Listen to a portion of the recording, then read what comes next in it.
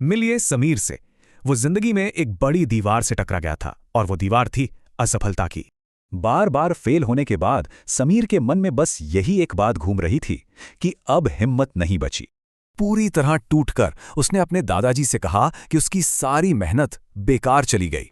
तब समीर के दादाजी ने पास के एक बांस के पेड़ की तरफ इशारा किया और एक बिल्कुल ही अलग नजरिया सामने रखा।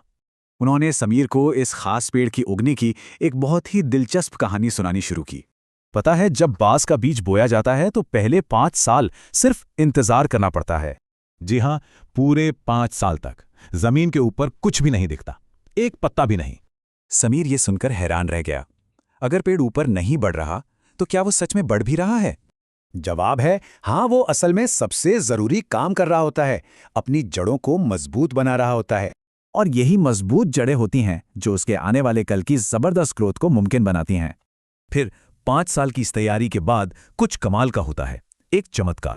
ये 2 स्टेप प्रोसेस हमें सिखाता है कि जो काम दिखता नहीं वो भी कितना ज्यादा जरूरी होता है। तब दादाजी ने इस सबक को सीधे समीर के संघर्ष से जोड़ा।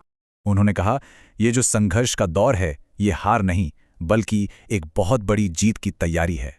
इस नई सोच के साथ समीर को हिम्मत मिली। वो समझ गया कि उसका संघर्ष बेकार नहीं जा रहा था।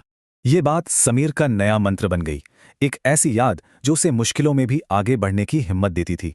वाकई ये एक जबरदस्त आइडिया है जो सक्सेस और फेलियर को देखने का नजरिया ही बदल देता है।